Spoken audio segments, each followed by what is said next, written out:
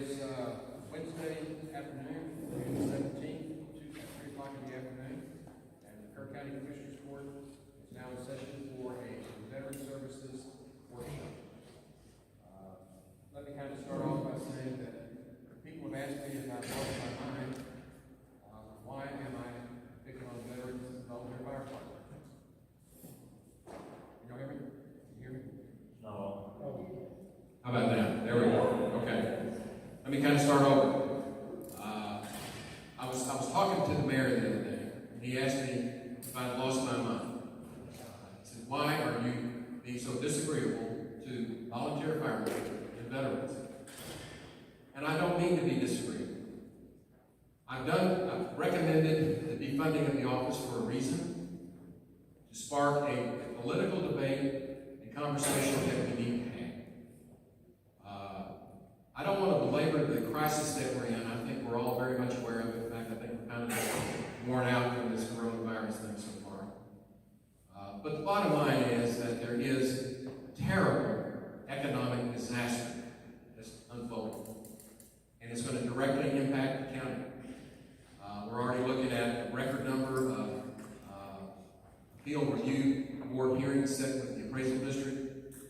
We know there's going to be a problem with collections. It has affected everyone. And historically, this court has adopted deficit budgets.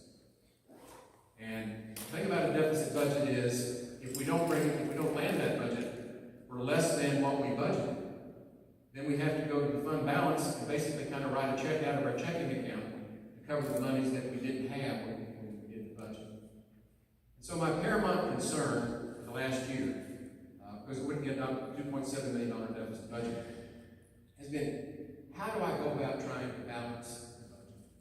That's where all this stems from. And the truth of the matter is that we just don't have enough money to do all the things, all the good works that we would like to do. And as I tried to figure out, well, do I go in and try to micromanage departments? Do I go to elected officials' offices? Do I go to department heads and say, you don't need this employee, or maybe you can use a part-time, or I don't know how much they really need to have for office supplies, and try to do the red ink that way to try to get this thing down to a balanced budget. But the one thing that I consistently came back to is, and we learned this lesson, I think, with the coronavirus, is there are essential services and there are non-essential services. And at the county level, county government, there are certain things that as a county, we are required to do, both by the United States Constitution, Texas Constitution, by certain federal laws and regulations, and by state law. That we have to do. We have to provide the jail. We have to provide the sheriff's office. We have to provide the county attorney's office. These are all things that are absolutely required. They are mandated functions of the county. And so, in order to keep them open, do I go in and do I impose my will on these people and say, we're going to cut your budget. We're going to do it arbitrarily. We're going to cut your budget 10%. We're going to cut it 15%. But the thing that kept coming back to me is there are certain things that we do as a county that we believe in, that are worthwhile, that are what we would call good works. And volunteer fire departments are one of those. Most people did not understand until I did this, that the county is not required by law to fund volunteer fire departments. I know that's not your issue, you haven't been talking about it. But I included them in this, and I assure you, those people do some of the most important work in this county of all.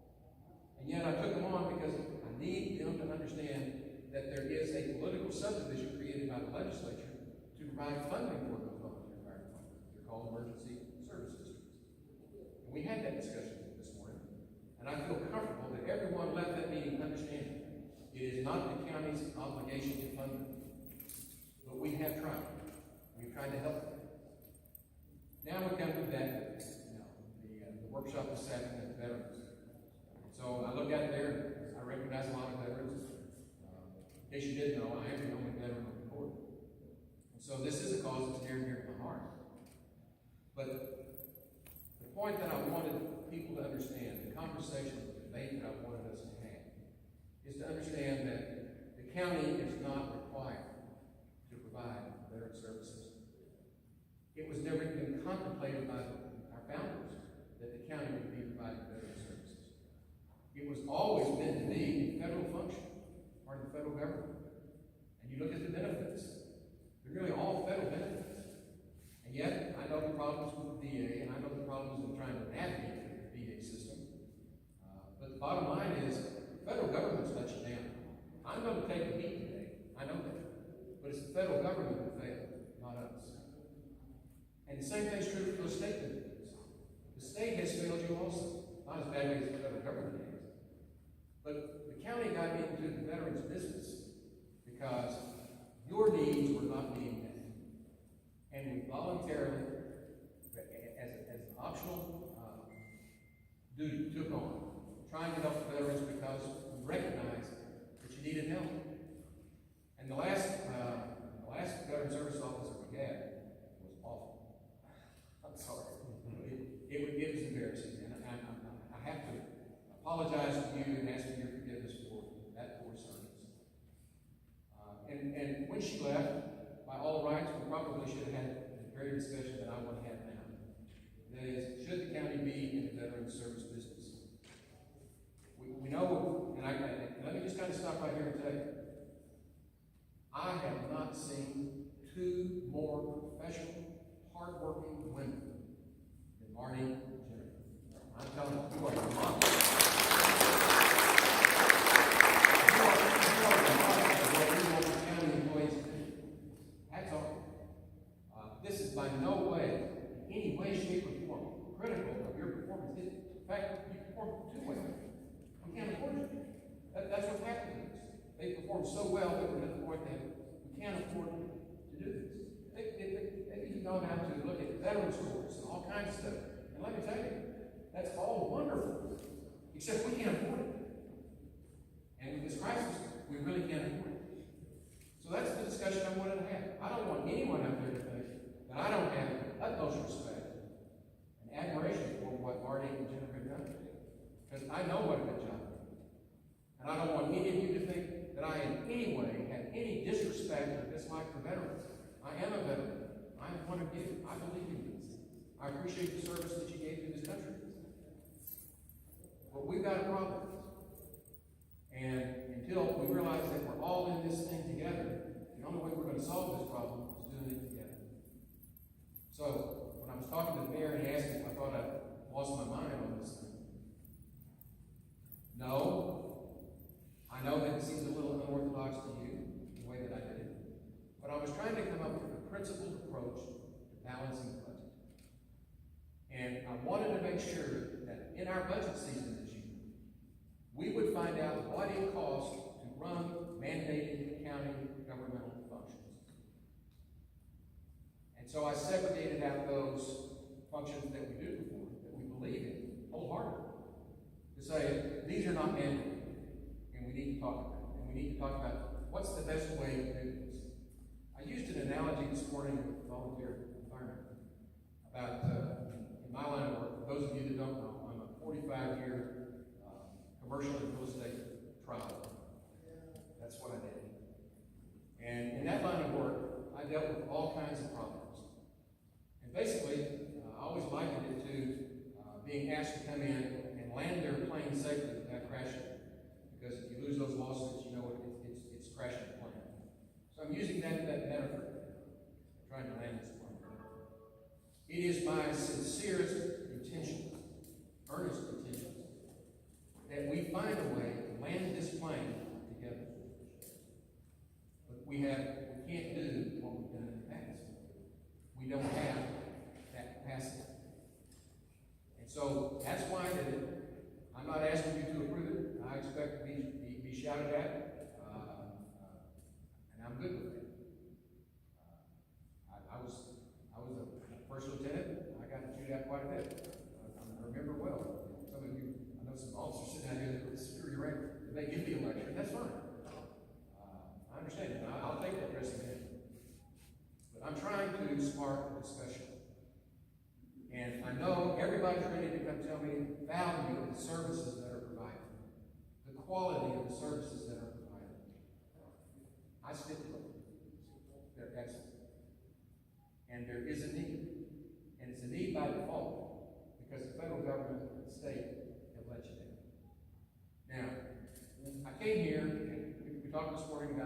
how can we work together to come up with creative solutions to try to address your needs? And one recommendation that I'd like to put on the table for us to consider is, and I know nobody wants this thing to go cold turkey, right? Just drop off the cliff one day. We understand we may have to do this in phases, I don't know. But I want you to consider that the services that are being provided do not need, and maybe even shouldn't necessarily fall to the county to provide.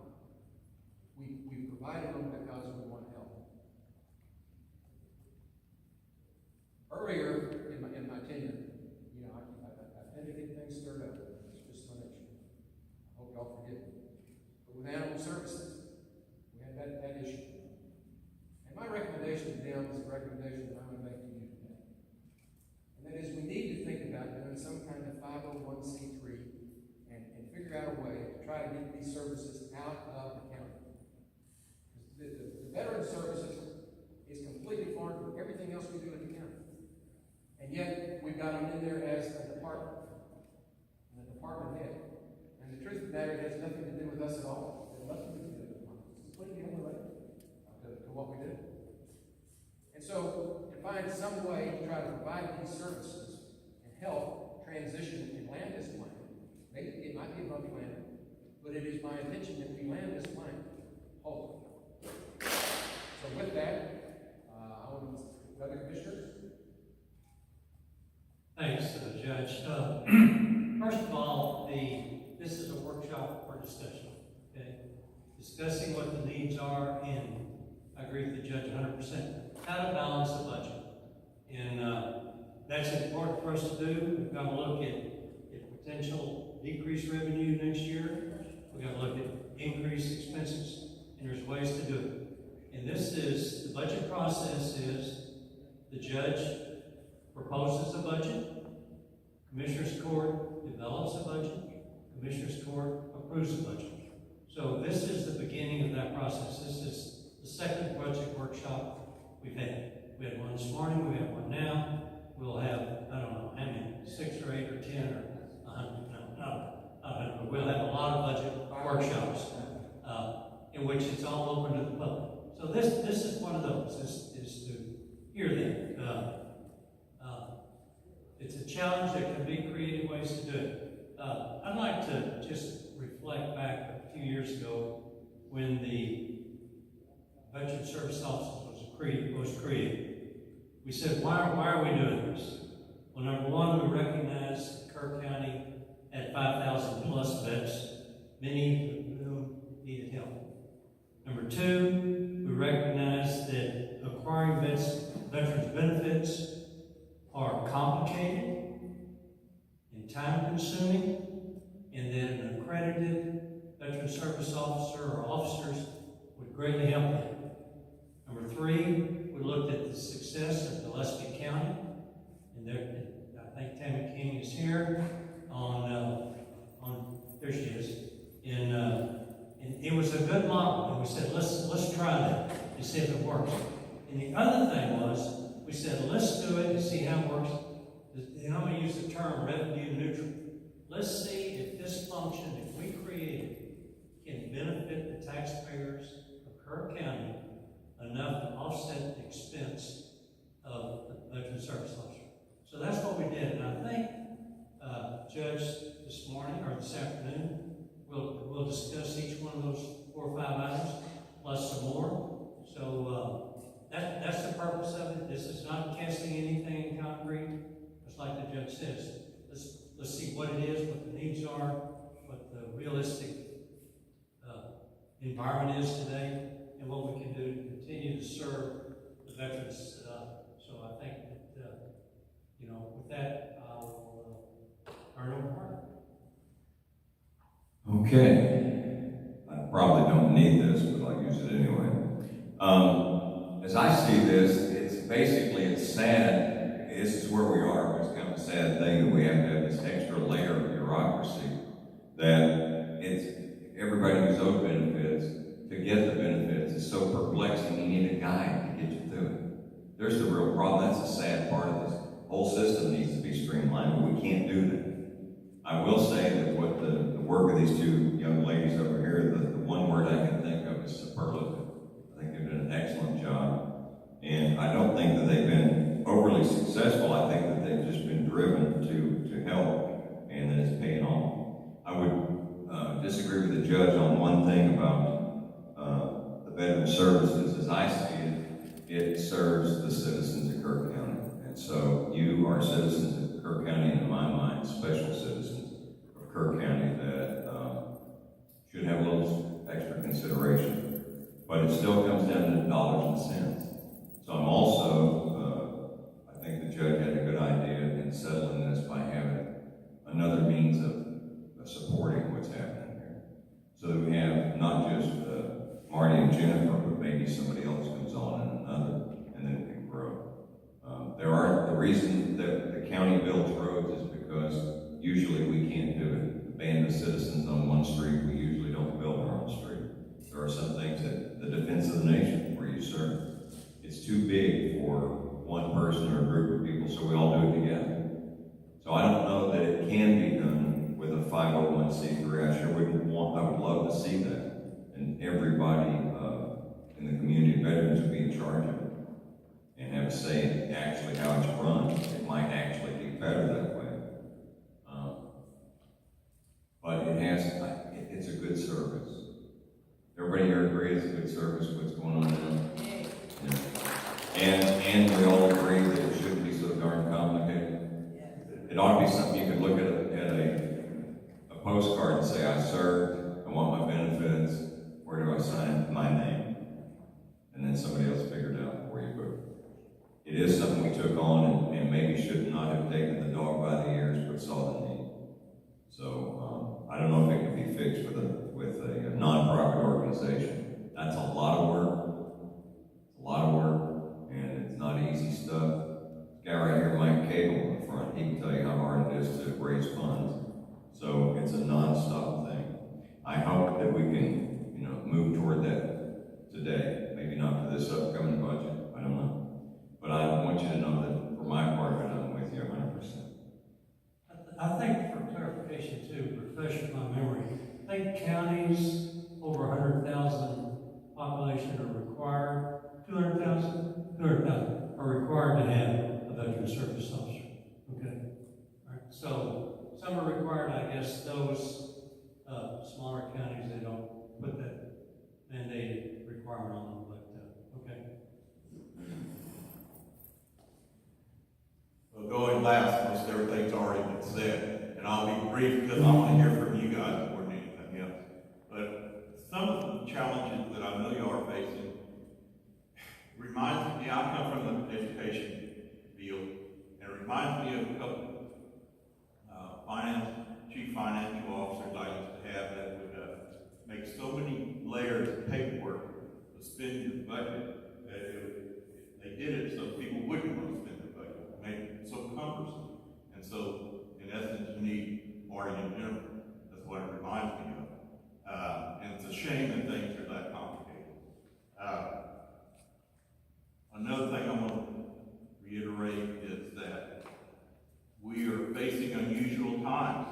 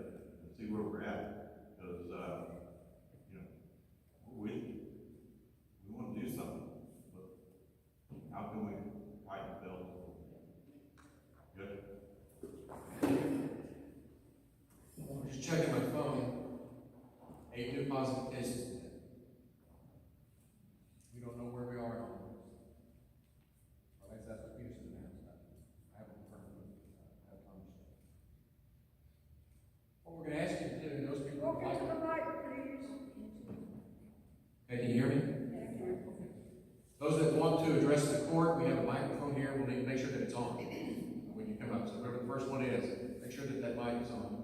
And we ask that as a visitor addressing the court, if you would give us your name and address. That helps us know which precinct you're in. With our staff, we know who you are, and we don't need your address. We know where to find you. So, but with y'all, just for the purposes of the record, that keeps it straight. So with that, the floor is open to anyone that would like to address the court. Okay, Marty and Jennifer going first. Good.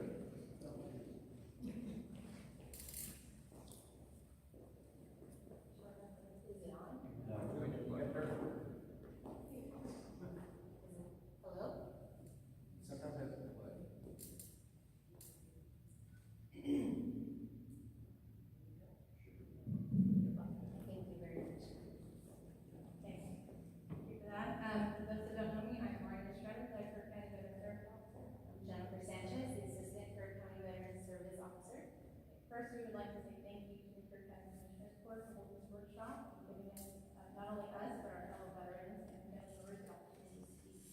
Our office is successful in assisting veterans. Or you get closer to the mic. Our office is successful in assisting veterans, dependents, and survivors in obtaining a variety of benefits that improve their quality of life. We have provided each of you a folder. They're different colors, but on the left side, we just gave a printout of basically what are our DSO duties. Behind that, you will find a VA disability claim checklist, which will basically go over an initial claim, asking for an increase, asking for if they should appeal if it was denied. So it just kind of gives you examples of everything that's needed and what goes into that claim. We also provided a Texas Benefits Service-Connected Disability list that says all the benefits they're entitled to at what percentage. Being a resident of Texas. And then we gave the 2020 VA disability compensation rates, and behind that would be your VBA special monthly compensation rates. The first three documents are what we provide to every veteran, surviving spouse, and family members to include children that are entitled to the benefits that come into our office for assistance. On the right side of the folder is a copy of the following documents. It would be the VSO performance report and the VSO workshop report. The VSO workshop report is a basic annual report that you can review at your leisure. We basically made a comprehensive report of the services we provide and the statistics we have. The overview numbers are going to be from August of 2019 to June 14, 2020. Currently, we have 166 claims that were approved and favorable. We have 402 claims, veteran claims pending, and 21 surviving spouse claims pending. Despite COVID-19, we actually kept up operations and were able to process claims. There was a hold along with the VA that we're able to take allocations and have things ready for folks, and when the VA picked back up, we were able to continue. Also on a side note, just to let you know that the VA did only open 20 locations to continue their compensation and pension exams. San Antonio is the only one in the state of Texas. So we have notified every single veteran that and surviving spouse that their claim is pending to be ready, to be informed that they are going to be scheduled an appointment. And we have already heard back from quite a few saying that they either had their appointment or that they have been scheduled for their appointment. We do want to share some success stories. It is on the paper, so I'm not sure if you can read it, but there are 3 success stories we really kind of wanted to just bring to light. So we had a veteran who recently got out, came to us for assistance. It was his initial claim, processed the entire claim, and he was awarded 80%.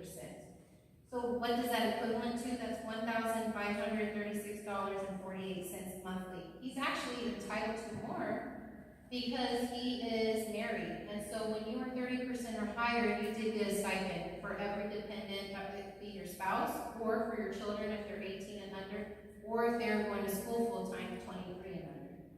A second claim that we did was for a veteran who was asking for an increase. So he went from 80% to 100%. That more than doubled what his monthly compensation was. It was originally $1,657.80. He is now receiving $3,864.90. We also had another veteran who the VA took a while to process his claim. It was submitted back in 2018, but the VA did award him. He he received 100%, so he received a retroactive pay for $60,740.80, but his monthly pay is $3,106.04. Again, that's going to increase because he's married and he needs to add his spouse to that. This is something due to the COVID-19, since the VA is having a lot of people work from home. We had a lot of veterans trying to get a certificate of eligibility, which is what the lender will need so they can process a VA home loan. So when they were faxing it or mailing in, nobody was getting a response because nobody was in the office. But we were able to email it directly to them, get a 2-day turnaround. That's important because we have 5 veterans who did that. Well, the standard VA loan limit is $510,400. So strictly based on those 3 individuals that were awarded tax-free money that's coming into Kirk County, is equivalent to the cost of our office for 1 year. So it was right at $102,000, we're right at $103,000. So just with those 3 folks, we have all the other expenses. We're not going to go over everything on our activities report because it gives you our stats of emails, phone calls, walk-ins, appointments. But the one thing we really want to highlight and touch is that we have conducted 40 home visits. And this includes grieving and assisted living home. We are frequent flyers at Brookdale. And a 55 and older community. The reason why this is extremely important is because nobody conducts home visits but the county veteran service officers. So we are actually helping many surviving spouses who had no idea that they are entitled to this, and their husband passed away 25 years ago. So this is something that we have been working with them as well. Piggyback on that, a lot of the ladies that have surviving spouses, they all stick together, they all eat together at some of these locations, and that's how we get our referrals. So we helped one lady, she was very happy, she sent her friends and so on and so forth, and by that, our numbers just skyrocketed. But it just took us making the effort to go out there to the community and talking to places, rural veterans that wouldn't even know about us. We made the effort to go out there, do home visits, and now we're getting them the help they need. The other thing we would like to mention is that we do have 2 Texas veteran reps that their office is located at the VA. They are absolutely not allowed to make any kind of home visits. They can see any veteran from within 25 counties in Texas, whereas we only provide service to our Kirk County residents. So a lot of times when a Kirk County resident goes in to see them, they immediately contact us and we contact them, and then that's how we assist them. And if we need to go to, we do not have to, they do not make them come out. We will go to them. We have to follow 10, 15 times, that's what we do. So that, we just wanted to make sure that we highlighted that point right there. And the last bit is the National Association of County Veteran Service Officers, 75 to 90% of veteran claims submitted to the VA benefits come to the county veteran service officer. Do y'all have any questions for us? I just had one thing. You mentioned the 3 cases, examples, and I just added that that's like $140,000 additional, like revenue that came into the county because of salary increases and so forth. I asked the Economic Development Organization, for every $100,000 that comes in, what's that equivalent to when you put the equivalent multiplying factor on it because of other benefits for the citizens? And that 140,000 would be about 250,000. So using their scales that they use. So it's just want to make that clear. It's greater than what you indicated.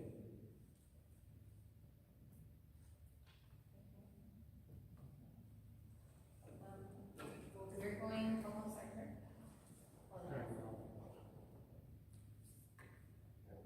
Already told me how much you like to do public speaking, so I better have a question. This morning, with the BFDs, we got to talking about assisting other counties and what have you. You know, when you got a fire, the lines are blurred, you know, and we get help from other counties. Well, when somebody needs it, they'll call. Do y'all get much from out of counties, people? I mean, y'all done such a good job, and I know the word spreads. Do y'all get many people coming from outside of the county? We do, sir. However, they are our, I'm not sure the correct term, snowbirds, or what they call them. They come and spend their winters which they are residing here, so we will assist them.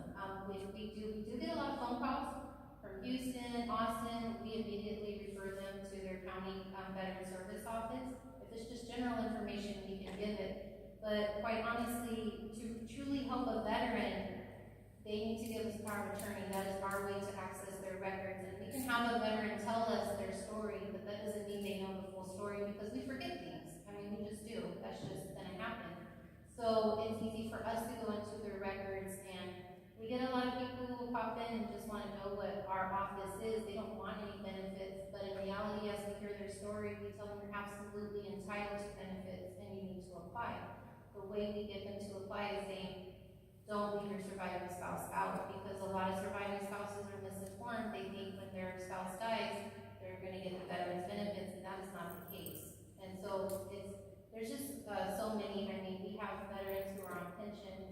They could be getting compensation. I mean, pension means you're not making more than like $10,000 a year, and the VA is only going to make it up. So it's very important. And then I personally see the VA here. I love the VA here, so I talk a lot of veterans into giving the VA a try. I've been to every VA in San Antonio, and I truly love this VA. And we have a lot of people who come out of town to see this VA. So it's veterans are entitled to so many things, they just don't know. And the other thing they don't know is maybe they're not entitled today, but in 20 years they may be. And if they apply today and they were disapproved, but in 20 years they say, oh, guess what? We should approve you for this, we're going to backdate them. And that's our job, that's our message, to get it out to everybody and to help them. But we get a lot of people who are struggling. Quite honestly, they're struggling. And we're here to take that off their mind. We're there to help them, and we're there to say, what is it going to hurt to try? Let's just try and see what they say. And if they say no, let's fight it. And that's what we do. Education is a big part of it. Yes, sir. Yes, sir, it is. Well, I was just looking at, you know, the surrounding counties, some of them don't have an office like this. You get contribution from their county or something, or send their veterans over here. You know, just a thought. And that's what we're here for, exchange ideas and see where we can go. Well, we make sure we make a good rapport with our surrounding counties, and we offer advice, and they give us Good. advice back, and we will refer folks to them. But if someone is in dire need, a veteran, and since we both are veterans, and say, hey, you need mental health, you need whatever, we will pick up the phone and make sure they get to their final destination, whatever it is they need. Even if they're not in our county, end of the day, human is a human, and clearly they went through something that's needing assistance, and you offer. Not doubt my mind. Well, we will definitely keep that in mind and do some research on that, sir. But just for clarification, follow up on Don's point. Does a vet have to be a Kirk County resident? If somebody comes in from Kimball County, okay, to your office, do you give them the same service that you do to a vet from Kirk County? We do not. We Okay. give them See, general. they don't, that's what I want to clarify now. They don't take good service. Yeah, okay, all right. I mean, we will help give them general information. We do not want anyone to come in feeling like, I just can't get the answer. Okay. And we will reach out to whatever county and say, hey, this person came in, and so that way they can follow up. We've done it before with other counties, and they've been right on it. Well, I will say that if there is a situation where they are uncomfortable with their current VSO, so for example, for our sexual assault victims, and their VSO is a male, we will absolutely take them to our meeting. So if certain situations that call for our VSO, we will do that. Well, we are going to hand it over to our Hill Country Veterans Advisory Committee President, Gary Miller. We thank you for this opportunity to speak. Okay, I'm sorry. And thank you all for all your support.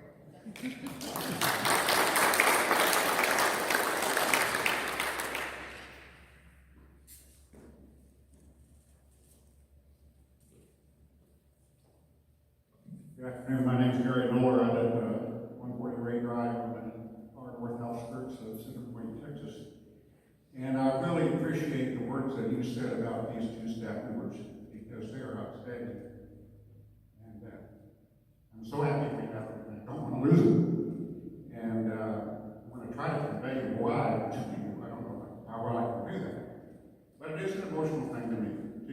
money thing to me is an emotional thing. They pick that up. But they're doing fantastic work. They're doing that work that needs to be done. And regardless of what you think, they're doing work that other people don't do. If other people did it, they wouldn't have people show up at their office. The other day we went through a briefing with them and they handed out a sheet here that said that they filed 402 claims pending. 402 claims pending. Now that doesn't say 402 veterans because a veteran can have more than one claim. You can have something wrong with your hand and you can have something wrong with your knee. Okay, that's 2 claims. But when they said 402 claims pending, I said, total claims of everything possible. They said, oh, those are just disability claims. The disability claims is this much of all of the claims you can do. And I about fell out of my chair. How in the world did they generate 402 disability claims in the period that they were working on? So that tells me there is a need here. And that tells me that need is not being met anywhere else. Because if it was being met somewhere else, people would go up elsewhere. And veterans are real shocked.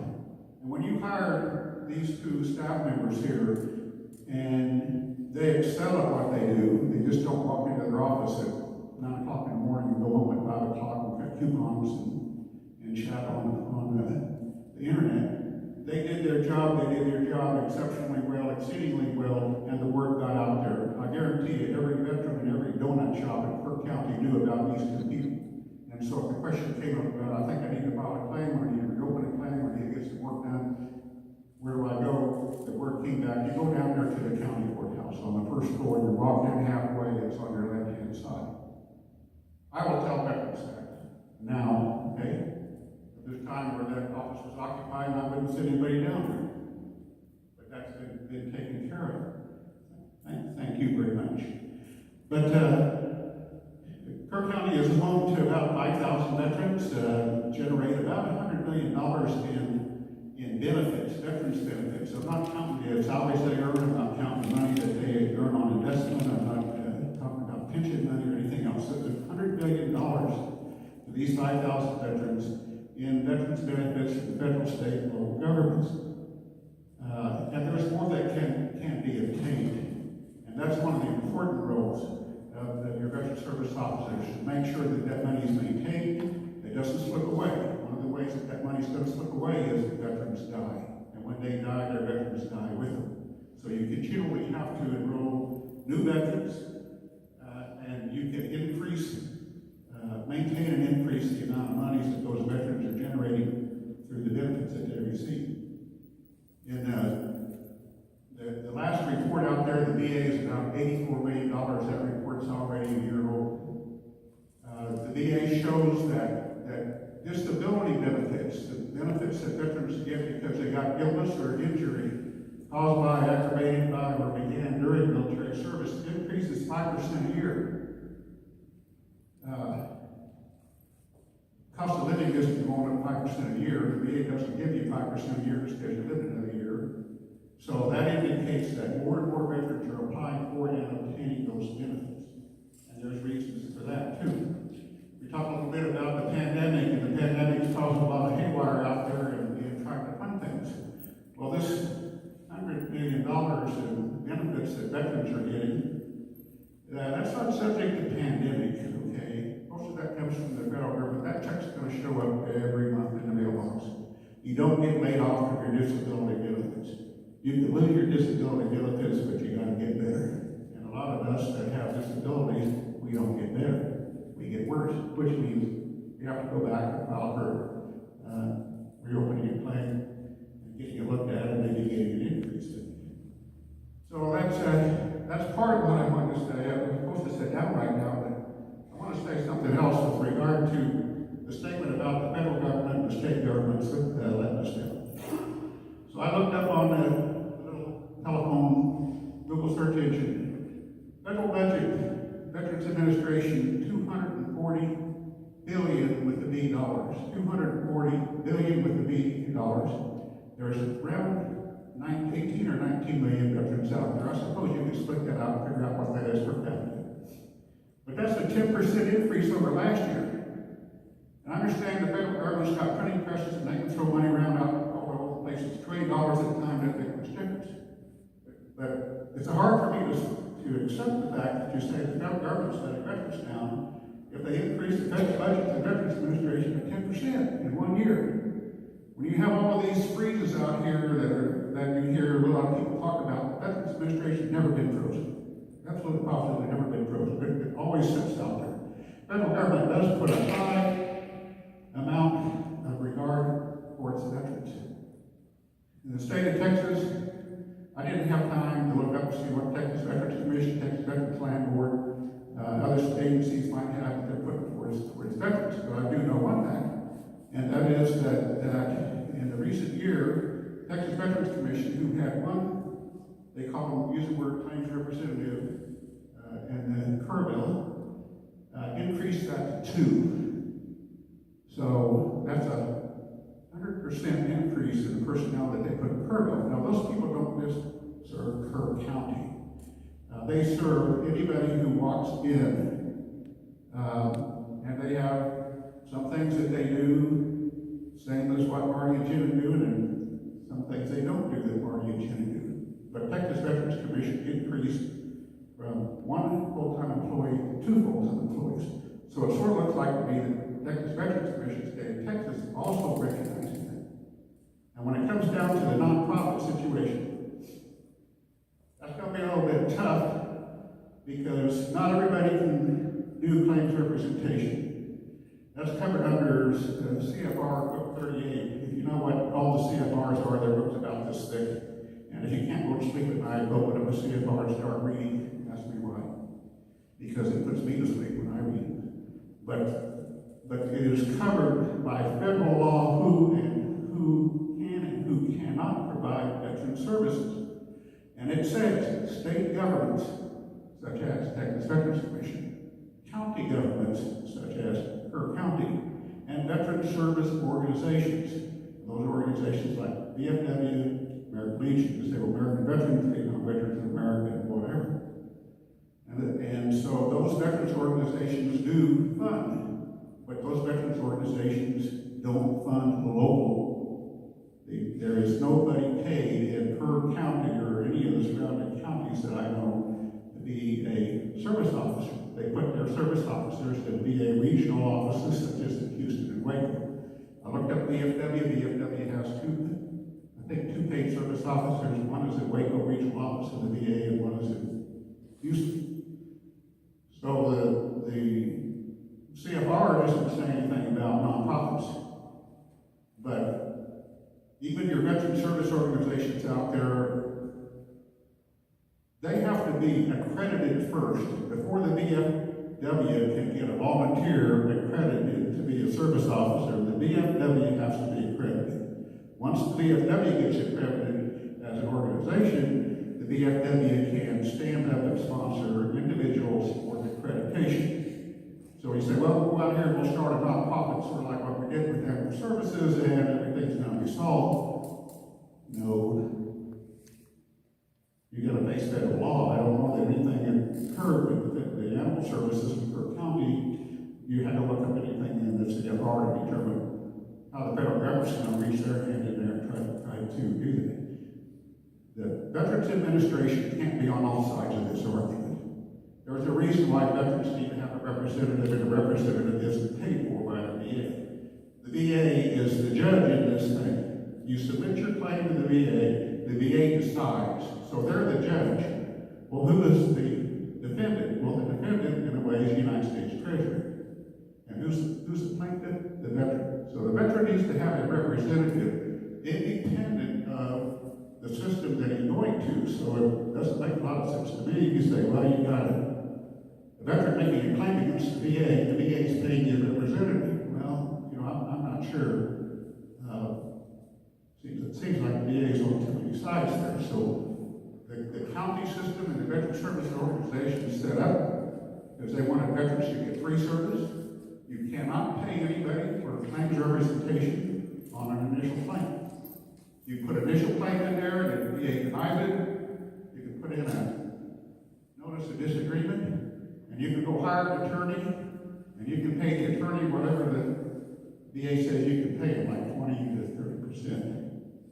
But your county service officers can take that same veteran who just got denied, and they can represent that veteran at no charge to the veteran. So if that claim comes back, and sometimes these claims that have been sitting out there for years could be $200,000, $300,000. That lawyer's going to grab a fee, which he should get because it's allowed by law, he did a job.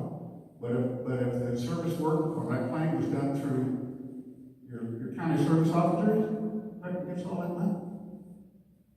So the idea that veterans are fully being served or will be fully served without local staff, it's not going to happen. You're going to get veterans who are going to have worse attitudes than me, and they're going to just give up and they're going to go home. They earned those benefits. They should get those benefits. Their spouses, their survivors, their dependents, they should get those benefits. But I'll tell you, they'll give up after a while. And there's a famous saying out there that all the VA wants you to do is die. Okay? Well, I don't believe that. I don't believe the VA wants you to die. If all those vets die, what would those people in the VA do all day? Who knows? So I don't believe that. I don't believe that the system is against this. But I do believe that veterans need to have that assistance to go through that system and to get those benefits that they deserve. The military comes to Kirk County, they go to Tybee High School, they go to Community High School, and they recruit people. Part of the recruiting pitch that they're going to make to young men and young women is, you go to the military, you do a good job, you get an honorable discharge, you come back home, you're going to get some veterans benefits. So they come back home, and I've seen some of them when they come back home, standing out here on the street corner, 4 years later, 5 years later, 6 years later, they go, holy cow, all their friends are gone. Everybody's got married, everybody's got a job, they're sitting out here, where do you go? Well, maybe the first thing I would do is you ought to go to a veteran service officer, sit down and have them explain to you what your benefits are. Well, where are you going to go? Well, I come from Kirk County, maybe I can go to Kirk County. No, you go there. So, I think it's something you can be proud of. You're proud of this building, you're proud of paved roads, you're proud of the parks, and you can be proud of the staff you got here, and you can be proud of the service that you offer to veterans. And I certainly hope that you do find that way and allow the veterans of this county to continue to have those excellent services. Thank you very much. Gary, before you leave, Gary, let me ask you a question. This is a budget workshop. We're having problems funding the services that we have to provide. What's mandated, you understand, we have to provide those services, whether the federal government, state government funds it or not. Where do we get the money to do this great work? That's what we're here to talk about. Where do we get the money? Are you proposing that we raise taxes? I was here this morning and I got the little clue from the top not to say that, so I'm not going to say that. Pardon? Commissioner Mosher said that we're not at that point of talking about raising taxes, so I'm not going to do that. If you want to know would I be willing to pay more taxes? Yes, I will. I'll pay more taxes. Well, one of the reasons that I started this public discussion is I need to know what the taxpayers' appetite is on how we're going to fund this. Because the money's got to come from somewhere. And I've tried to provide a reasonable proposed budget for all of the mandated functions. And for these unmandated functions, I'm trying to find out where's the money going to come from for us to be able to do this. I'm just asking, do you have any suggestions? Well, I'm not going to give any suggestions right now. There's questions I have, and in all honesty, I want to try to maintain some demeanor here. But is this building mandated by the state or the federal government?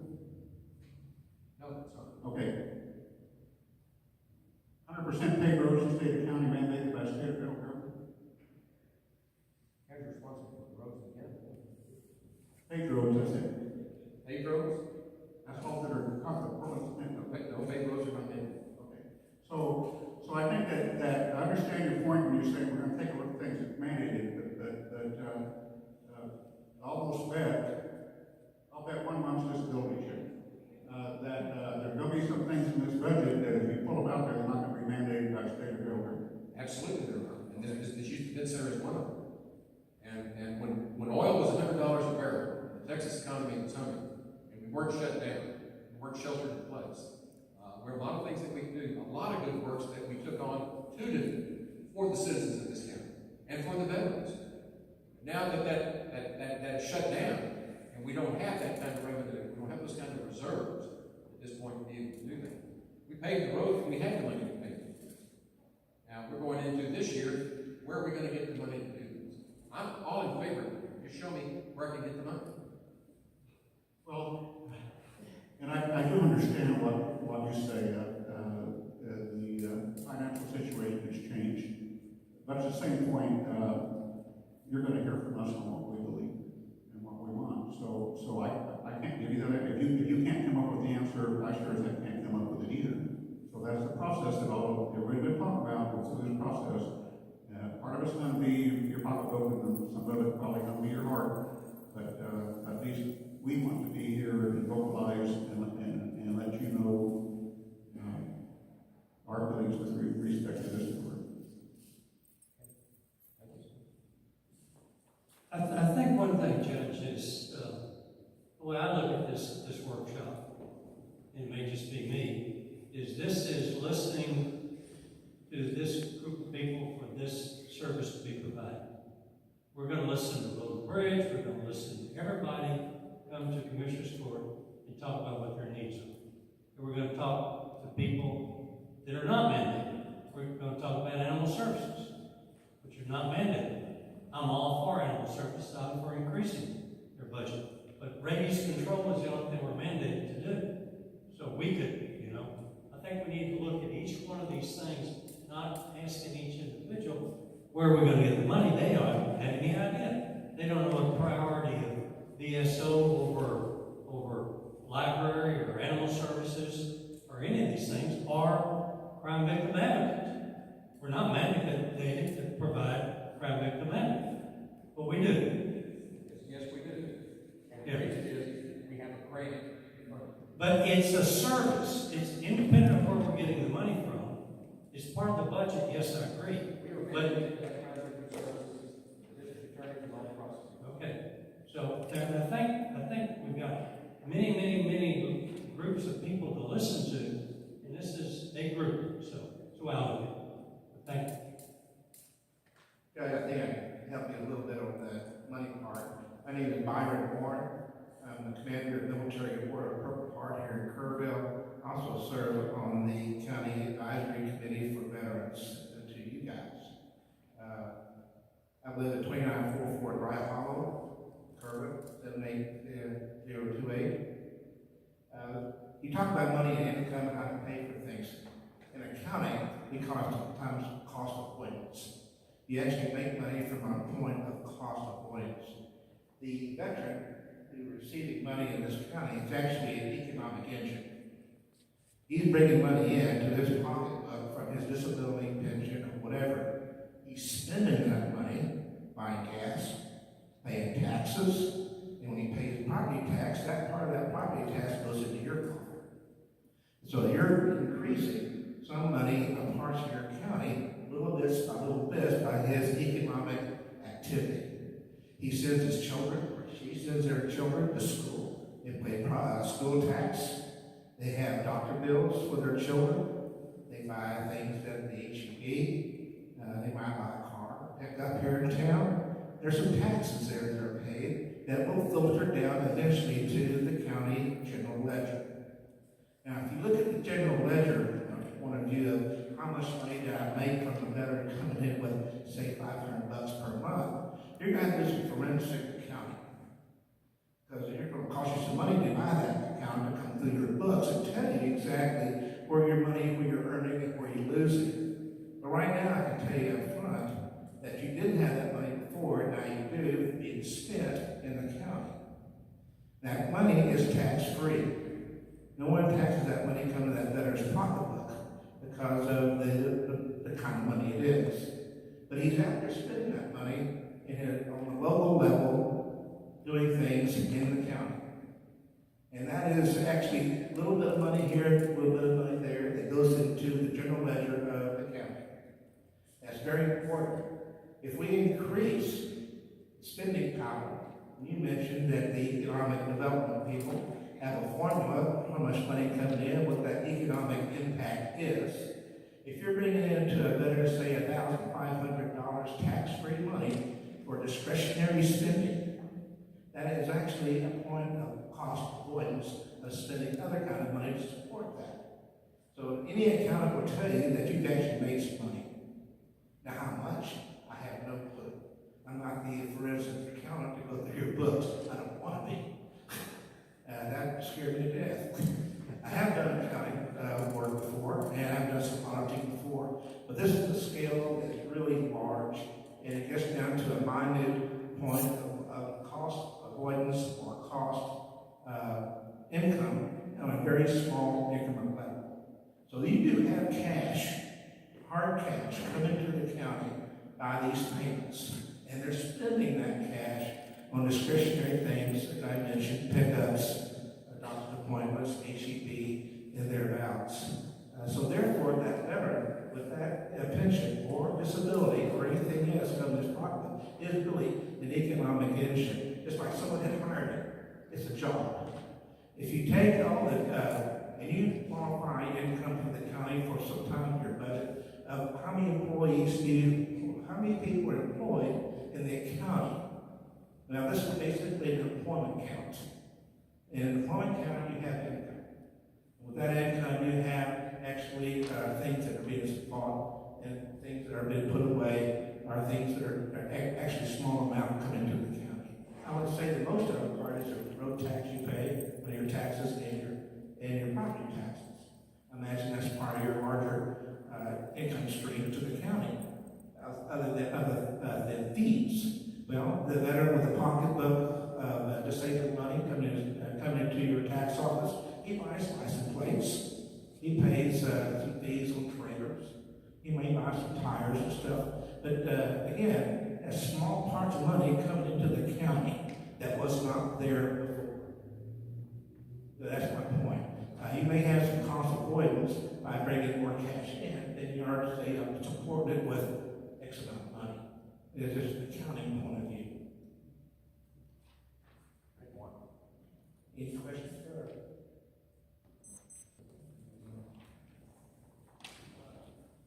My name is Mike Siegerman. I live at 4,000 Comanche Chase Drive in Turtle, Texas.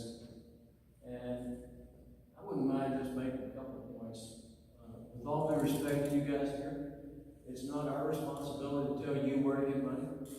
You are elected and hired by the residents of Kirk County to serve us, to write a budget, to figure out what needs to be done, to figure out what services need to be provided and how to pay for it.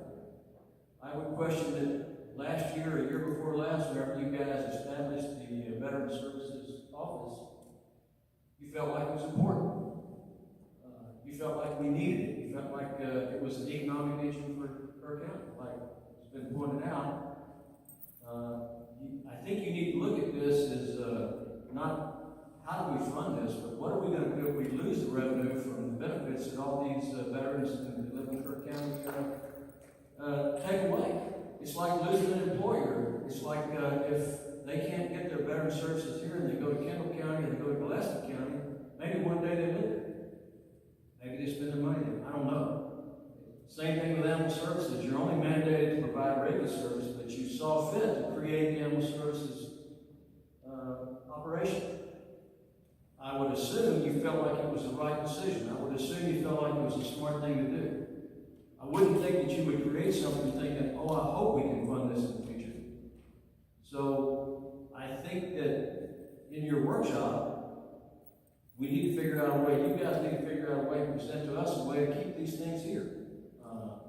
Don't ask us where to get the money from. We don't know what your budget is. We don't know what you're spending money on. We elected you, we hired you, we pay you. I know in a lot of municipalities, I'm reading all over the place where higher up government officials are taking pay cuts.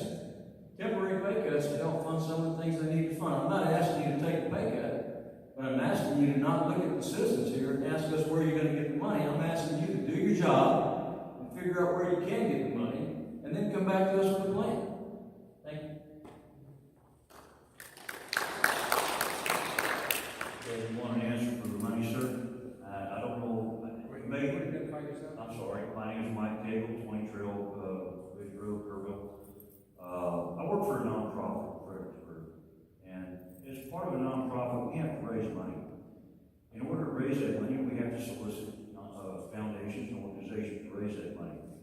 I haven't heard anybody, and I'm hard of hearing, of course, that's part of my 10% disability that I get through the VA. So if I heard something about a grant, I apologize. Has anybody ever considered a grant? We get our funding from the Texas Veterans Commission. I'm sure y'all have heard of the Texas Veterans Commission. If you haven't, well, you might want to check into it. Because for the third year in a row now, we have received 3 grants for $300,000, $500,000, and $500,000 to keep us going, on top of other grants that we've got. The Texas Veterans Commission also takes care of veteran service officers in the counties if they write a grant requesting that through a proposal. I see nothing wrong with taking care of these 2 ladies here through a grant. I see nothing wrong with at least trying to contact the Texas Veterans Commission and see if they will try to take care of this. They have upwards of $10, $15, and $20 million per year that they give away for veteran organizations and veteran projects.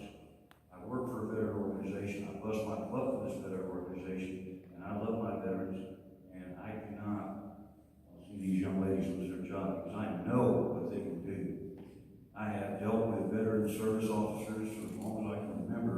In my organization, when I need something, I can contact that veteran service officer.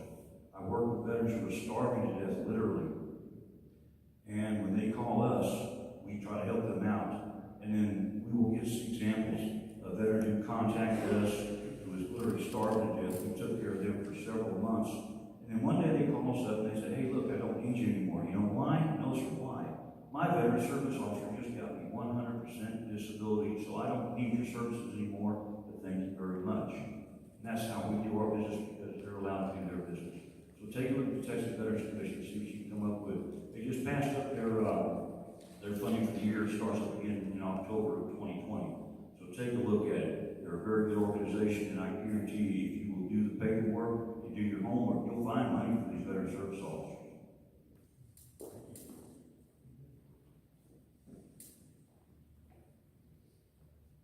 Good afternoon. I'm Bill Cantrell, live at 428 South Bluff Drive. I'm the commander of MVETS Post 1000 here in Kerrville.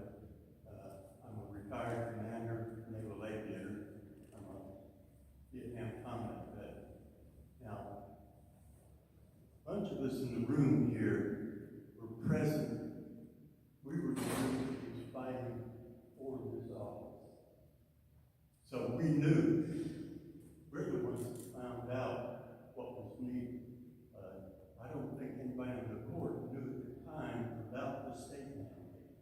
And the fact is, we presented that to them up front, that it was only required if you have a population of 200,000. Okay, think back. Commissioner Moser, I don't believe you were on the council. Were you sitting there? Well, I was about to say that, well, I maybe more than that. I can't remember. Because I remember Commissioner Lex was present, and we gave out a lot of information, and we gave out so much information that nobody can remember. But it did pass. This state mandate, my guess is, I don't know, somebody correct me, but I bet they use averages, state averages, when they come up with deciding how to, what population that they need to require for county to have a paid service officer. We looked at it, and at that time, and I think it's the same now, the United States population was 6%. Texas was 6%. We were 12%. Less than Canada, if I remember right, was probably that. I'm getting it good one. So, Bandera was up there too. The hill country seems to be popular with veterans. And you can probably imagine that most of the veterans are Vietnam vets.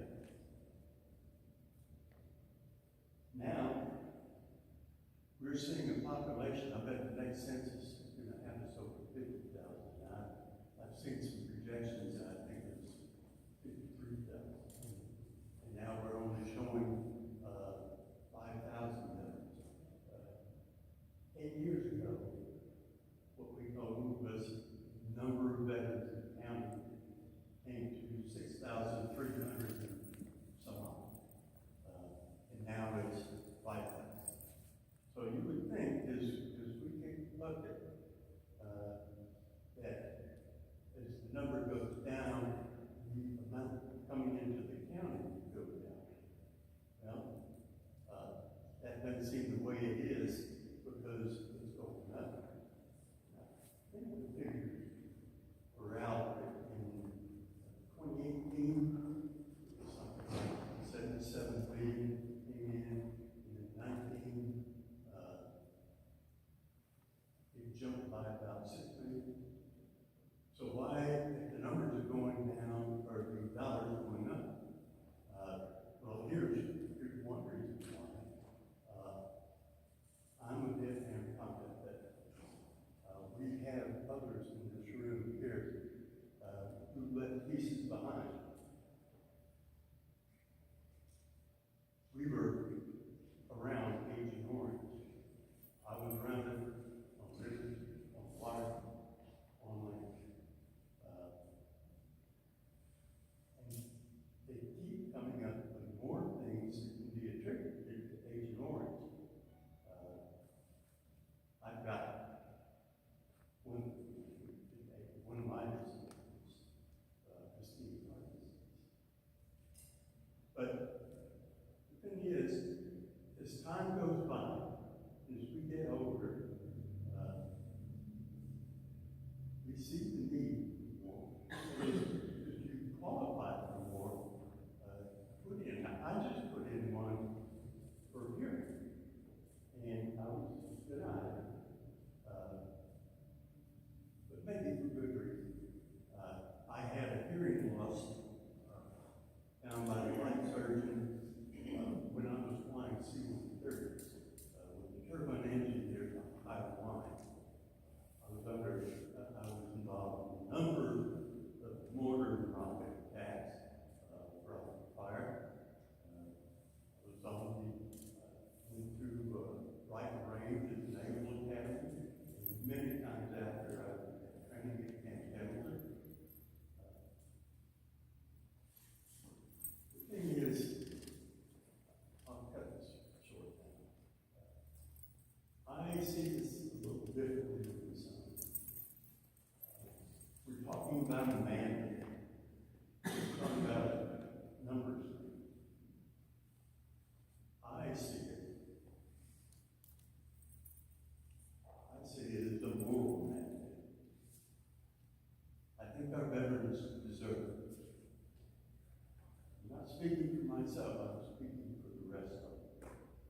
That's why we came here in 2012, and that's why the entire Commissioners Court voted to approve it. I see it as something we dare not do. Thank you.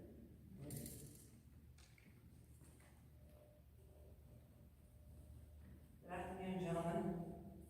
I'm Vicki Marsh. I live at 144 Tall Timber Road, Kerrville. I'm a retired Marine Colonel, president of the Hill Country Veterans Council. Before I talk about what I came to speak about, I want to say a few words that our leader may not have remembered on the spot. But I believe Gary sent you all a copy of a proposal for a Senate bill. I don't remember the number. I tried to find it before I came today, but I couldn't. But they are looking at funding veteran county service officers. So that may be in the pipeline down the way. I have a copy of it on my desk. Good. I want to make sure y'all are aware of that. I hope you would be. The other thing I want to say is about the TBC.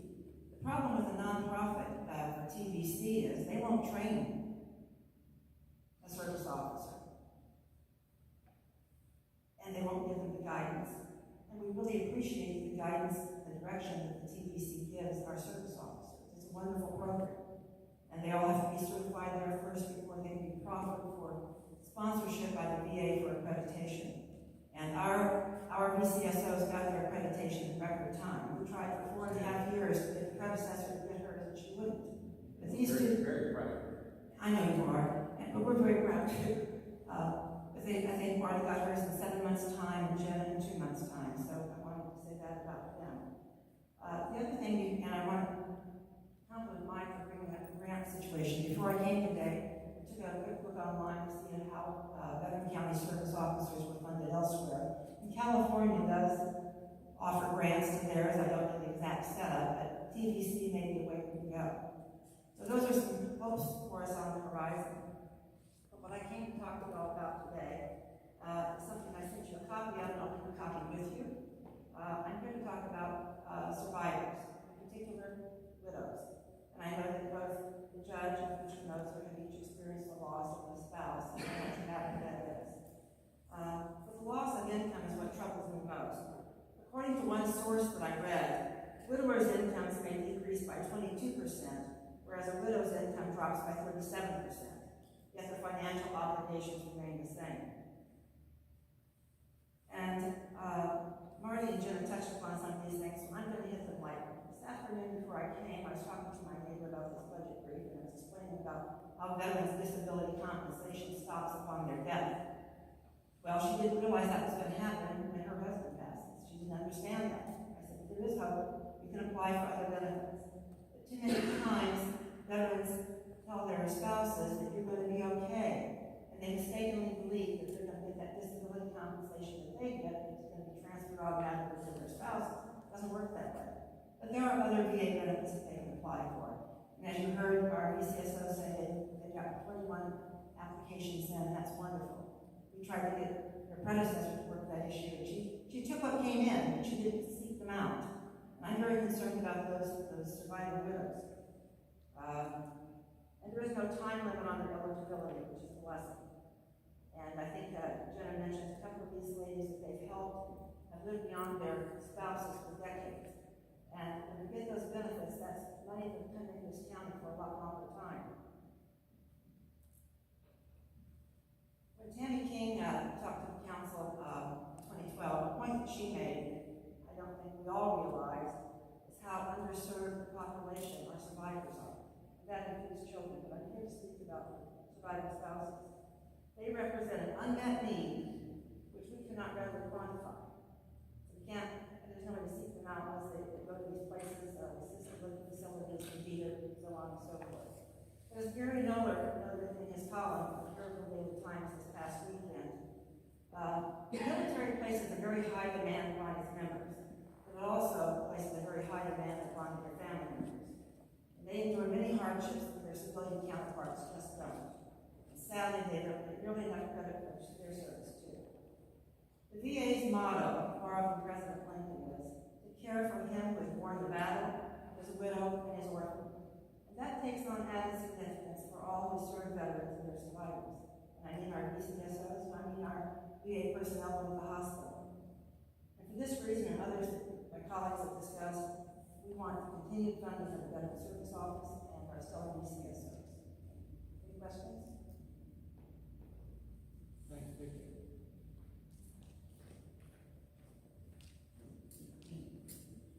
My name is Ronnie Carroll, and I live at 3577 Ray, Kerrville. And I wasn't going to speak, but first of all, I'd like to thank the President, Commissioners Court, and the previous, who had the insight to develop a Veterans Service Office, knowing the importance that it is. But I wasn't going to speak, but I've been listening.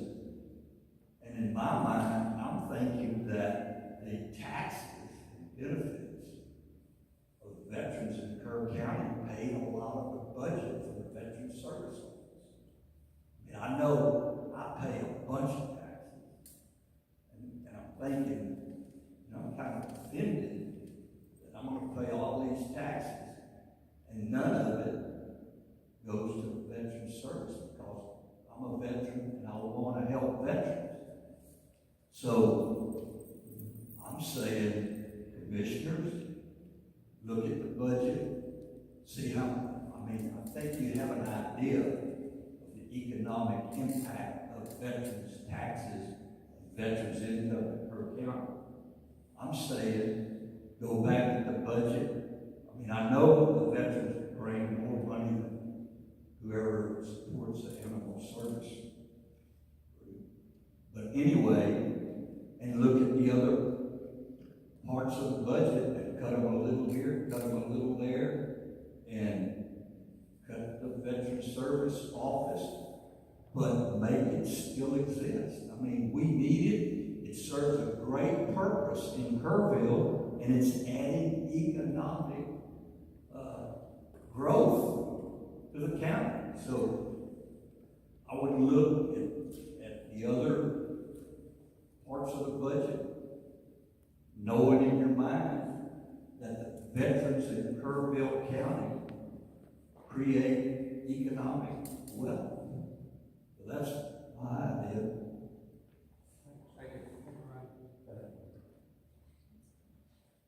My name is David Diamond. I don't need a microphone. I live at 103 Westwood, right between here and Ingram. I've got a question. There's kind of like two categories of people speaking. People talking about the value, which nobody can argue, and people talking about finances, which kind of open to a lot of creative thinking. But one question I've got, if you shut this down, I may be wrong, I read someplace the entire budget's $103 grand for the year. Okay, if you shut this place down, I've been watching governments at all levels my whole life band-aiding things. And things get better. We don't know if things are going to get better. We don't know if they're going to get worse. We don't know what it's going to do. But if you shut this down and things don't get worse or things get better, how much is it going to cost to set it back up again? I mean, are we going to shoot ourselves in the foot? Just a thought. I don't have an answer for that.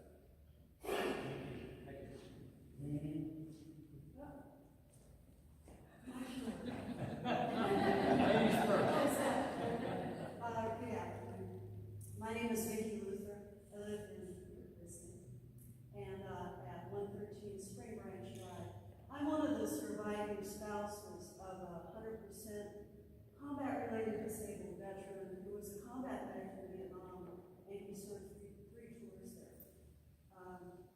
The Veteran Services officers can help surviving spouses, male or female, at the very worst time of their life. On your best day, it's hard to navigate government forms, and believe me, the VA is complicated. So that's one point. My second point I want to speak to, I'm retired, but my career was in community and economic development. Given the unknowns that we have about our local economy and the impact of COVID-19 and, the shutdown, I think that the investment of this $103,000 to protect transfer payments, which will not be endangered by an economic turndown, is really worth your consideration. This is a small percentage of the budget. I agree that they're difficult decisions, but why not fund a service that also provides an income flow? These transfer payments, sometimes they call us the silver-haired economy, right? Because our transfer payments come in, as the previous speaker said, a 5% increase. That is something that this program, as an investment on your part, on that decision, you protect. So I would leave you just with the thought of protecting the transfer payments and considering this program a financial investment for citizens, veterans, and their surviving spouses. Any questions? Thank you.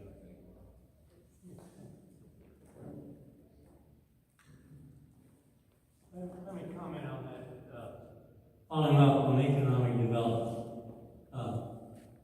I wish we had it today, but we don't, but we will get it somehow or not.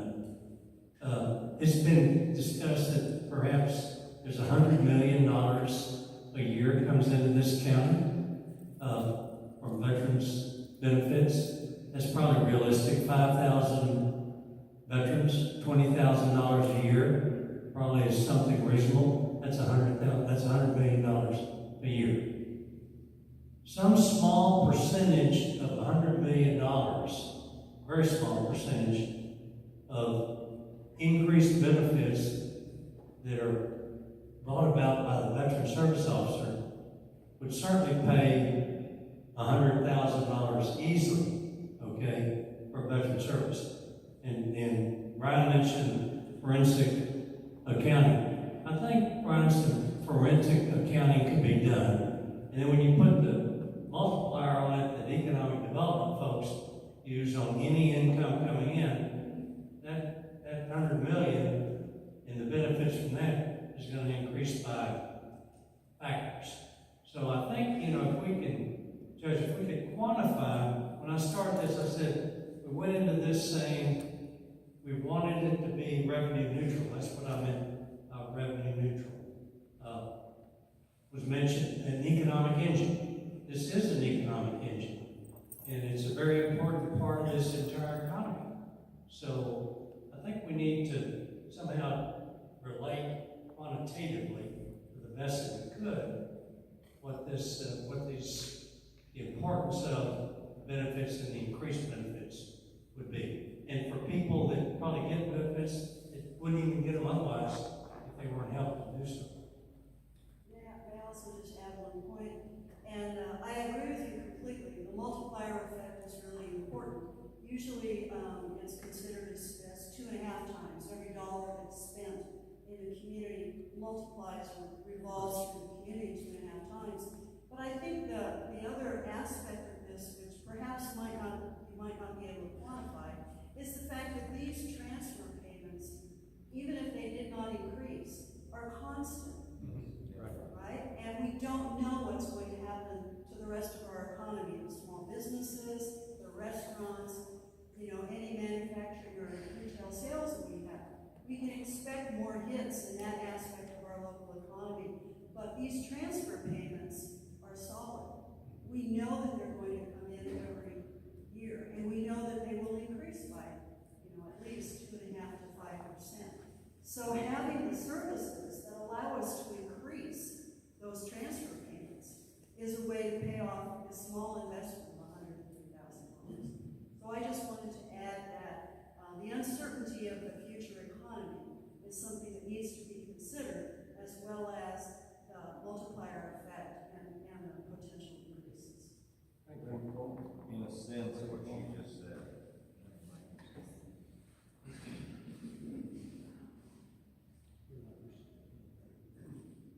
We're going to get too far. And in a sense, what she just described there is the exact reverse of what we talked about this morning with volunteer fire department. Volunteer fire departments, the county is that $25,000 per volunteer fire department. That's a base they can always count on. What you just described is the base from our veterans, the transfer payments that we can always count on, but people aren't really aware of it. They don't see it. It's not sexy. There's not a glowing sign out front, but it's always there. So I thank you for that.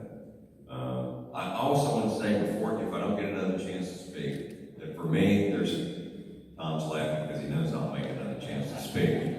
I ask myself, coming into anything, what are the things that this meeting is about what we're required to, but all of us in our hearts, we have things that it doesn't bother us a bit to pay for. It's our roads, it's our police, it's our fire, our EMS, the schools, it's our widows, orphans, infirms, our veterans. I don't think anybody objects to spend money on any of those things. They're all the most important. That's the fabric of our whole society. The return on investment is a very good point. I'm so glad that was made today. The tip on following up with the Texas Veterans Commission, getting some grants. See, this is the kind of thinking we need to do, which shows again why we all need each other. I just want to make sure I get a chance to say that.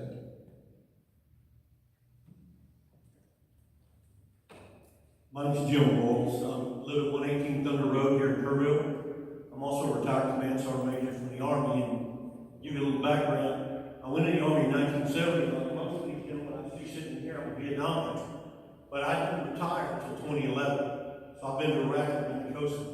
And what we're not talking about, I look around this room, and most of the gentlemen in here are my age or older, and I'll be 69 here in a month. But what I'm bringing up, there's a whole crop of young GWAT veterans, the global war on terror, Iraq, Afghan veterans. You don't see them represented here very much.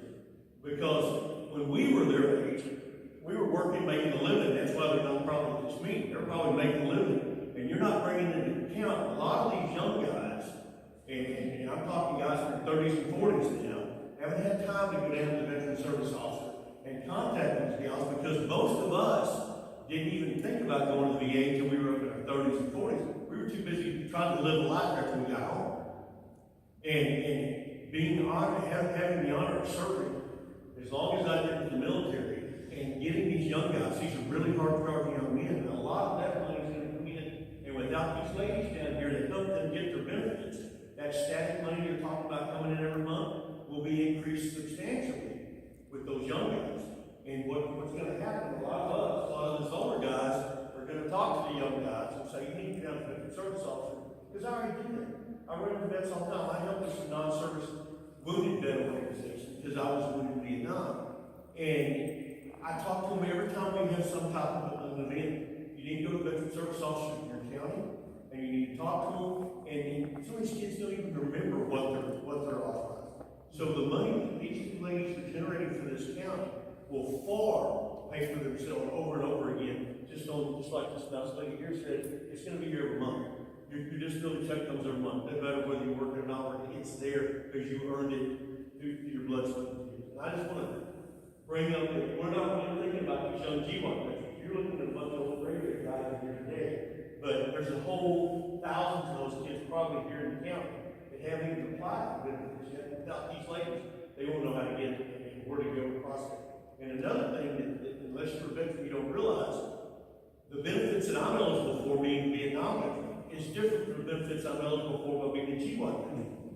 And so what, if I was trying to do it strictly on one, you have to go to someone like that who is a professional. They're kind of like an attorney.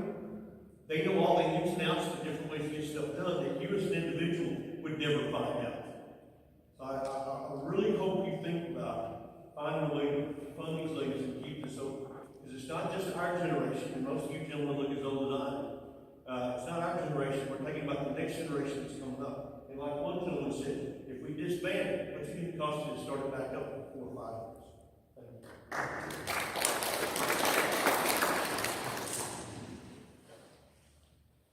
Good afternoon. I'm Tammy King. I'm the Gillespie County Veteran Service Officer. I've been in the job 13 years. I'm retired Navy. I last came before you in 2012, trying to talk you into establishing the County Veteran Service Office. And very grateful that you did.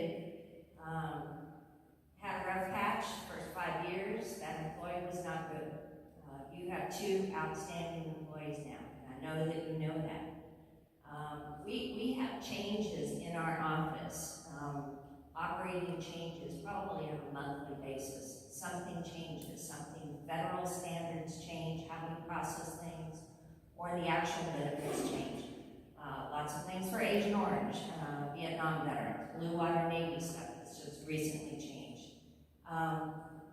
But they have just now gotten to the point, it really, when a county veteran service officer comes into the job, it's really about a 2-year training program. It's not just the certification and accreditation process that they have to get through. There is so much to learn, and we're a combination of lawyers, social workers, claims processors. We do kind of a little bit of everything. We want to make sure our clients are best taken care of. The gentleman over here did make the case of what would happen. So you close down the office. The restart up is you start with a brand new hired service officer who knows nothing. I was one of those.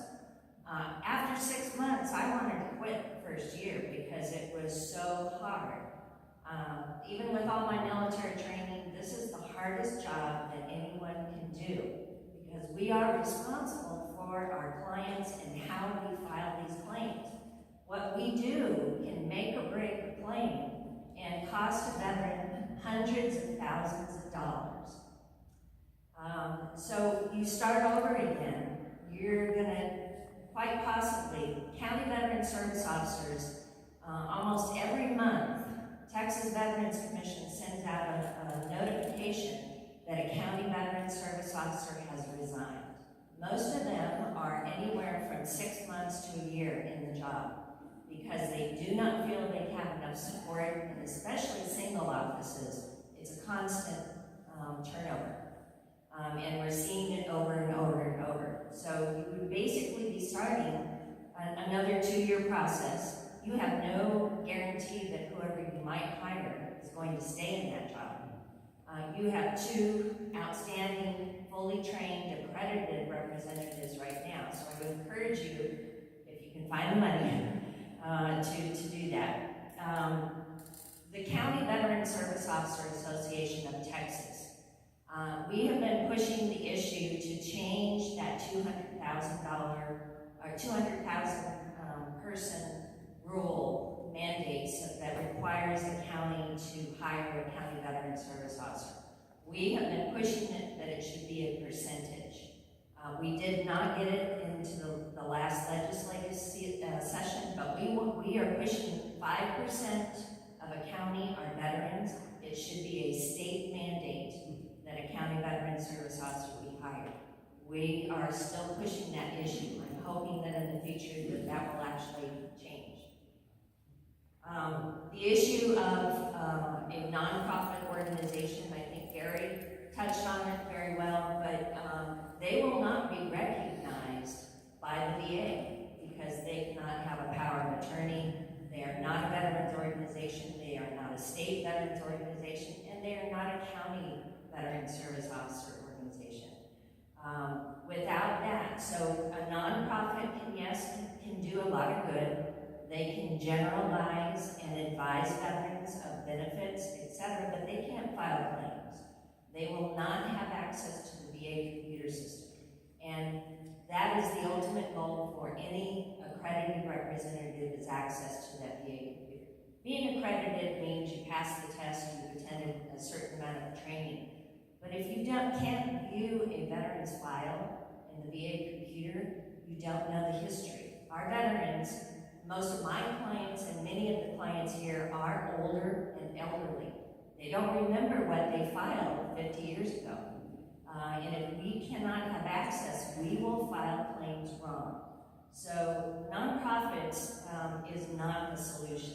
Perhaps a grant, the TVC grant that was referenced, that is a brand new grant that TVC is going to help fund county veteran service offices. That just got passed last year with the legislative system, and that was put into effect for that. You know, the biggest thing with for county veteran service officers is outreach. Your service officers kind of gave you an overview of that, but Texas Veterans Commission counselors, they are in the office, period. They don't do any of the outreach. Education is the key. Every time you go and speak to a Rotary and tell them what the Veteran Service Office does, you gain 5 or 10 clients that didn't know you were there, and puts the bug into their ear that maybe I might qualify for some benefits. You don't have trained people who can do this. Your veterans in this county are not going to get the benefits that they deserve and that they are entitled to. And that's the big thing. So I think that's it. Any questions for me? Thank you. Yeah. Thank you.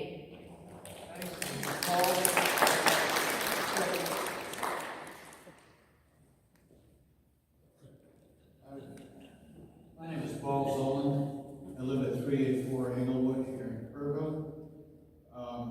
Vietnam vet, retired major, and former chaplain commander of the Military Order of World Wars. I'm going to go ahead and talk off of my notes in the interest of creature comfort and keep the meeting moving along. We've talked about 5,000 veterans in Kerr County. We need to put a qualifier on that. That number is based on vets who have a disability, are receiving a pension. What am I missing? Yeah, I think those are medical benefits, disability, or a pension. What have I missed? Well, we're talking healthy vets, we're talking surviving spouse. Tammy and I had a conversation earlier this week.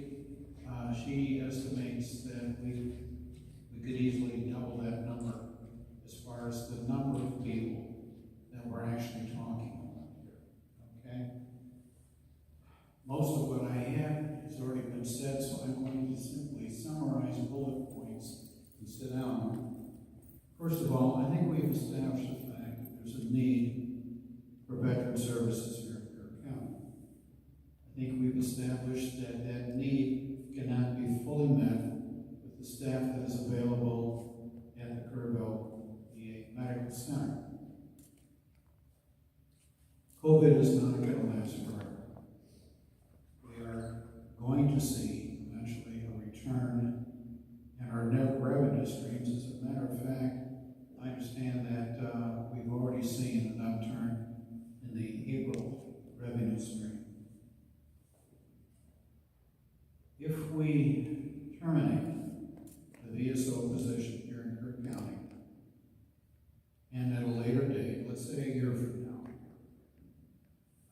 the need becomes pressing enough and the funds are available, that we again reinstate that position, as has been pointed out, it's going to take a period of time, 18 months to perhaps as much as 2 years, for the benefits of that new hire to fully be realized for the veteran community and for Kerr County. I would implore the commissioners to look perhaps at our reserve fund. I know this is a rainy day fund. I think we are in the midst of a NOAA type of rain here, to see if there's any way that we can bridge for the short term. I'm thinking perhaps a year at most, before we are back to the new normal and this position can move forward. Thank you.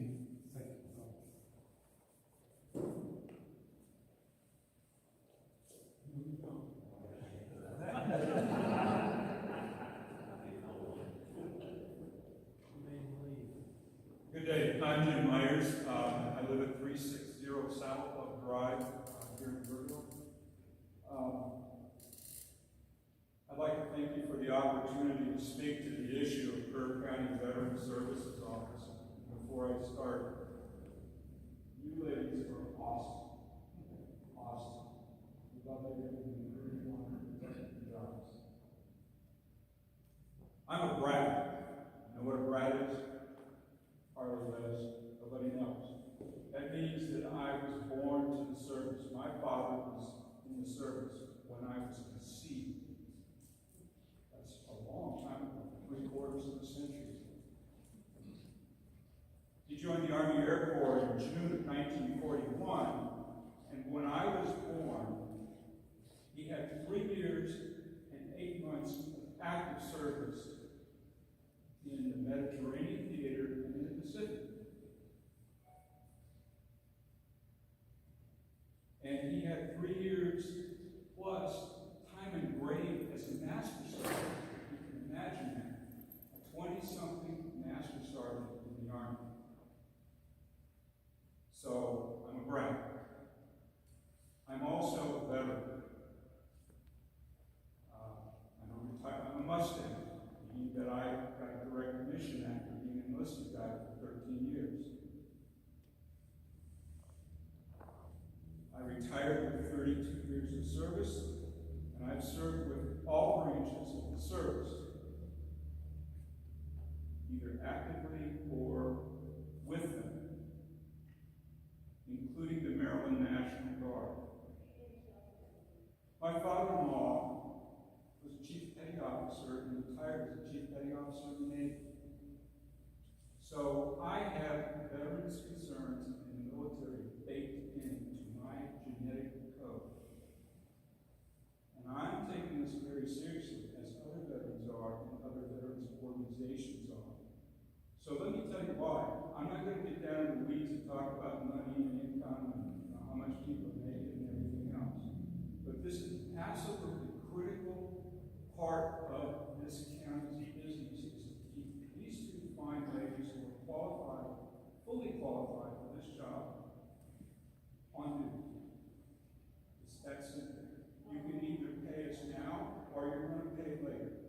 because later means that we've got to rebuild all of this stuff once they're gone.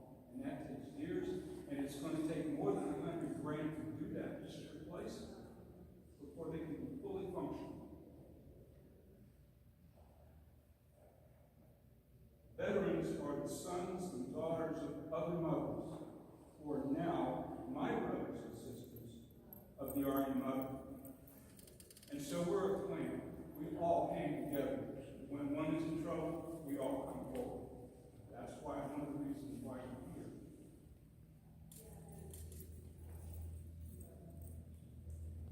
Support for PSOs in this kind of a program is a moral responsibility. Moral responsibility of every citizen in the United States, including her and her.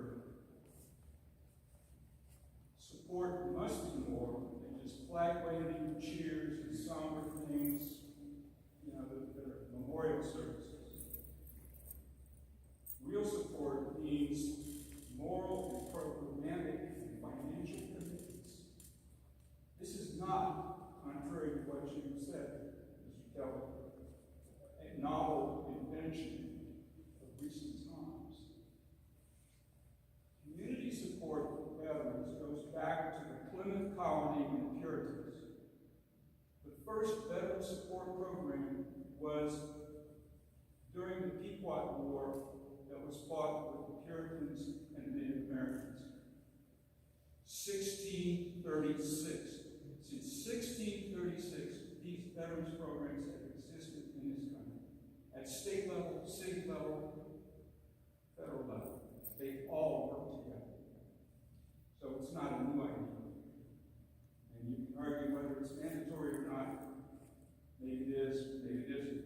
But it is a moral responsibility to support the veterans any way we can. And the benefit to this county is that y'all have free money coming in. You don't have to apply for it. You don't have to get a grant.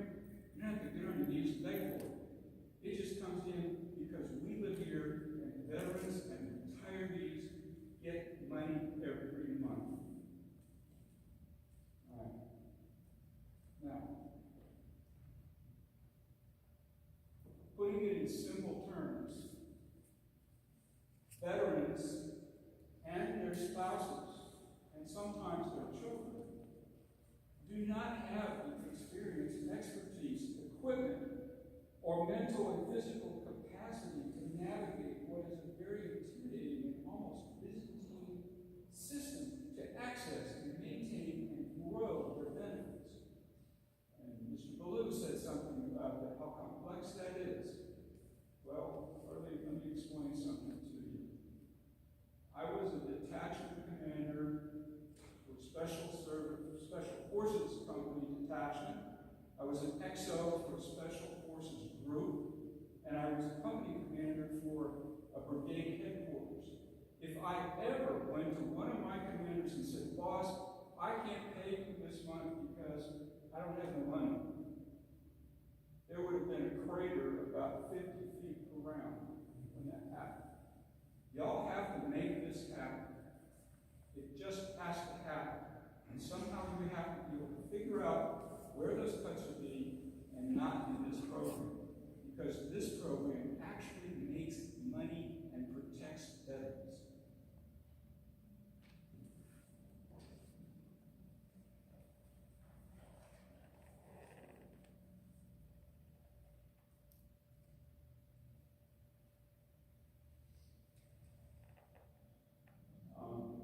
Mr. Kelly, you said something about landing, helping you to land the plane, right? Yes. We're here to help you land the plane. Some of us are actually pilots. I don't know if you are a pilot. No, okay. It's a good analogy. Okay? But what you're really doing here is exercising something called, in piloting, cockpit resource management. That means that you're asking everybody here to give you advice and guidance on how that landing is going. And we have a responsibility to say, "Boss, this landing is screwed up." And that's what we're telling you. We're We're telling you the power settings aren't right, the flaps are not set right, the landing gear isn't down, and we're not even close to where the runway approach is. So we need to go around with this project. That's resource management. Now, how you get there, that's your gentleman's problem. That's not in our lane to do that. So I just say, y'all think about it, maybe come back and talk to her and see what's going on. And we'll talk about it some more. That's about all I need to say. Thanks. Thank you very much.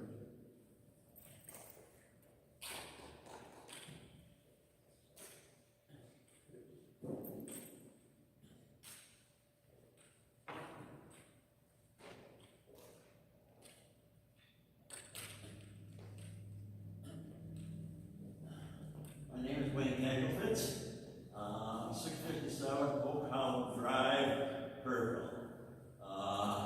Commissioner Bigelow, Commissioner Moser, Commissioner and County Judge Kelly, Commissioner Harris, I just ask you, I'm not going to throw a bunch of figures out and everything out to you, but when I do leave this building here and you go out that door, look across the street, what do you see? A great big employer in the Kerr County area, and that's the Kerr, the VA hospital here. We are blessed to have that VA hospital here. And I guess I would submit to you to think about it this way: if that wasn't there, and if we were looking as a county to get a new employer here, a new industry here, what would we do? We'd throw a whole bunch of dollars in tax incentive things at them. Now here, we're talking about an existing employer with doctors, nurses, medical staff, maintenance staff. Great big employment. I don't have the numbers, but just imagine that is a lot of dollars in income and county taxes too. I submit that we probably should maybe think about just raising our taxes a little bit. Did I say that? In order to cover this. I guess I didn't hear so far of the amount of money of $130,000 or so for this activity. What percentage of the county budget is that? And I would surmise it's probably going to be less than 0.1%. But is that by far less than 0.1%? So it, to me, I think, would be a slap in the face to all those fine people over there that work in that hospital and work dedicated to VA benefits. I, myself, didn't take advantage of the VA benefits early. I didn't know about it, found about it by the county service activities, but I'm a male breast cancer survivor. And I was treated here initially at this hospital here, and then transferred to Audie Murphy because they do their cancer surgery and everything there too. But I have high praise for that hospital over there and what they do for our veterans. Please take that into consideration. Thank you. Thank you. Thank you. Is there anyone else that would like to speak? Yeah. Yes, sir. You mind if I stay here? I'm not a little like Hey, Nick, I'll bring the mic too. No, that's okay. I can. Okay, I'd rather talk, especially with you here. Okay. My name is Nick O'Brien. I live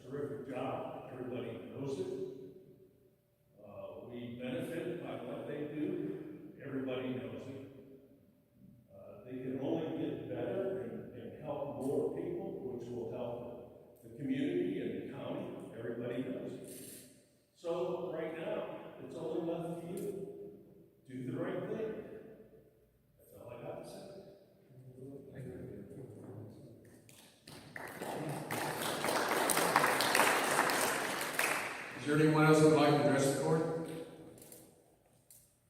I want to thank all of you for coming. This has been very helpful. I think you appreciate the dilemma that we face.